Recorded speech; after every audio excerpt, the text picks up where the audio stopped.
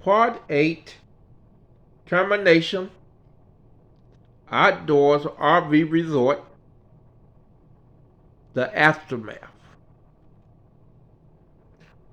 Now I'm settled in my new job. I went back to the second job I had after college.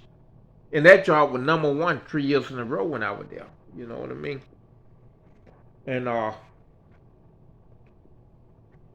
I'm settled. Then I see this guy named Joe who used to live out there at my old job. And he said, man, I went ahead and brought a house because they told me you were working here. So I figured it gonna look just like Outdoor Resort looked at. I said, yeah. He said, everybody told me don't come because the place is a dump.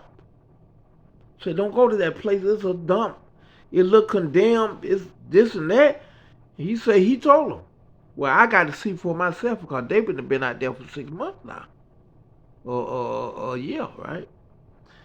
He said when he came, the place was so beautiful, he just sat in his car in the middle of the road and he couldn't believe it. He said it looked just like Outdoors Resort. He said, I know they got to be paying you some money. I know they got to be paying you some money, right? So he showed me his house and stuff and wanted me to do a little. He thought I was the boss man. He wanted me to get some of the guys and he was going to pay them good money, to move some trees and stuff. And I said, you got to talk to my boss. That man said, what the fuck you mean?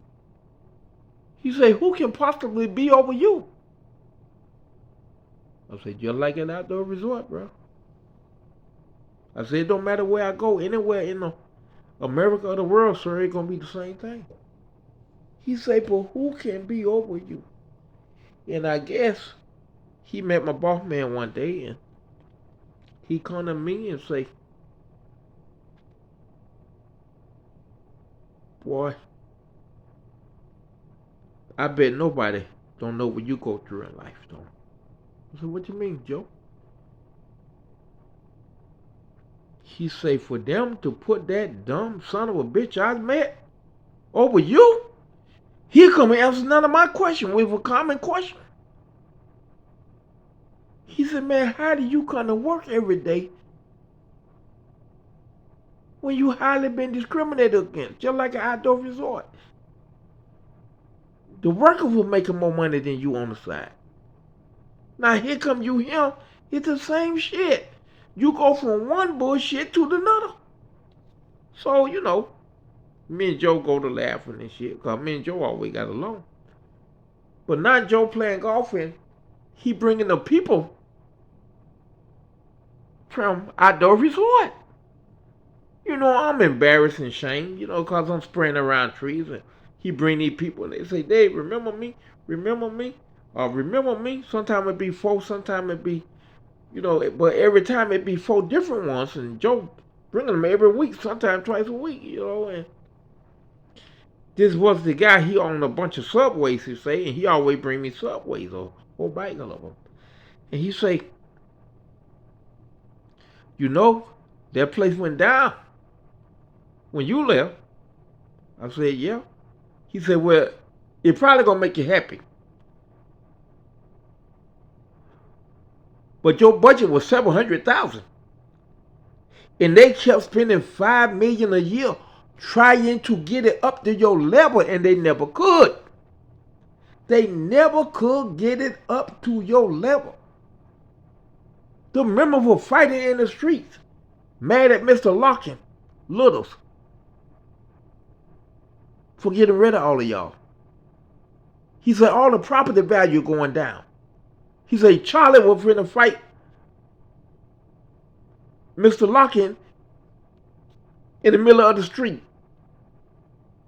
about getting rid of y'all for no reason because of y'all skin color. And I say, Charlie? I said, yeah, Charlie one of the younger ones out there. He said, Charlie don't play. I say, Charlie was fighting for us. I ain't no Charlie like her. I said, man, Charlie crazy about y'all. Shit, they property done lost value since y'all left, son. So they had to sell the place. They couldn't keep it up. They spending $5 million a year trying to do what you did, spending $700,000 a year. They couldn't do it, son.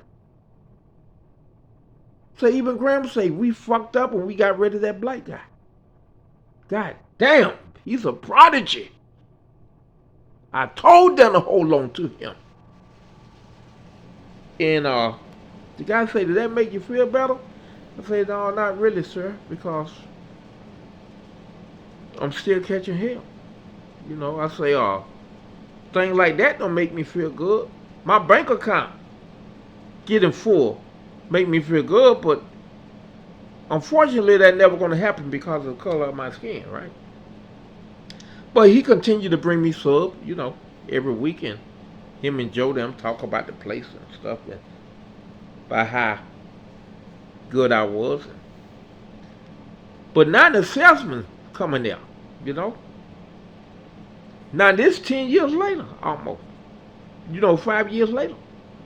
Salesman say, hey man, what did it take for you to go back there? Bro, don't talk to me about that, bro.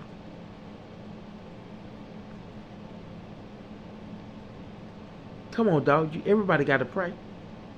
And I tell the salesman, hey, bro, them people fired me because of my skin color and didn't give a fuck if I lose my house or eat. Don't talk to me no more. I'm going to ban you from the property now. You know, the salesman looked sad. He said, oh, I ain't know all that was going on. I said, that was going on. And then they hired some management company at Outdoor Resort, and they started calling me.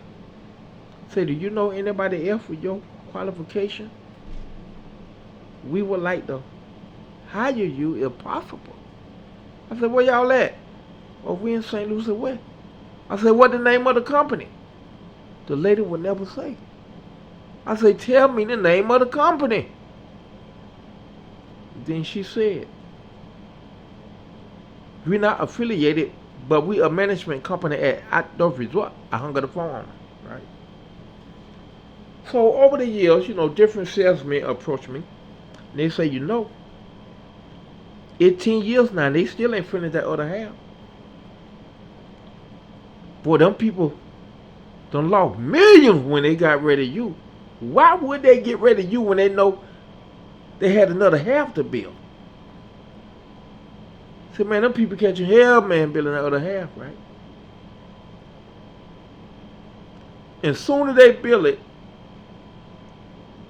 they still couldn't keep it up to my standard and had to sell it. It took them 10 years to do what I did in one. Let that sink in. What I did in 1 year took them 10 because of racism. If God ain't real, it ain't no real. Peace and God bless.